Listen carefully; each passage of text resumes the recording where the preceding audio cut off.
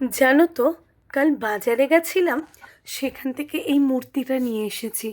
অনেক দিন ধরেই ভাবছিলাম যে একটা রাধাকৃষ্ণের মূর্তি কিনবো, তো খুব একটা ভালো পাচ্ছিলাম না বলে নেওয়াই হচ্ছিল না।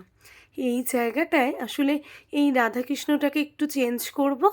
একটা নতুন এই কালারফুল রাধাকৃষ্ণটা অনেক দিন ধরেই দেখে রেখেছিলাম, তা কালকেও হাতের কাছে পেয়ে গেলাম বলে নিয়ে নিয়েছি। জানো তো, আমার খুব একটা বেশি কিছু নেওয়াই হয়নি।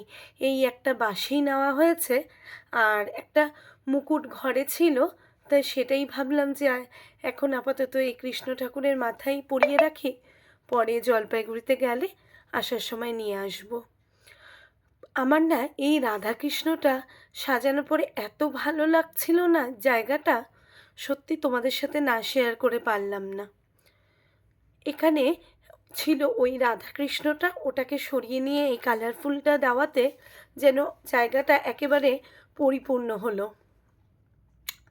বাঁশিটাও খুব সুন্দর পেয়ে গেছিলাম।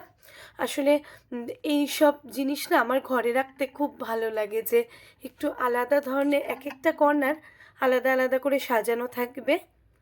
আর আজকে জানো তো, আমাদের একটা ওয়ালপেপার লাগানো হচ্ছে, যেটা আমি রান্নাঘরে লাগিয়েছিলাম, সেটাই আবার আরেকটা জায়গায় লাগানো হলো।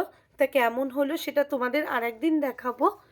আজকে আমাদের ডাইনিং টেবিলটা পুরো ব্লক হয়ে আছে। আসলে ওই জায়গাটার ওই স্ল্যাবটার প্রত্যেকটা জিনিস সমস্তটা ডাইনিং টেবিলে দেওয়া, তাই কিন্তু আজকে আমাদের নিচে মাটিতে বসেই খেতে হলো। তোমরা ভালো থেকো, সুস্থ থাকো, আমাদের গল্প এমনই চলবে।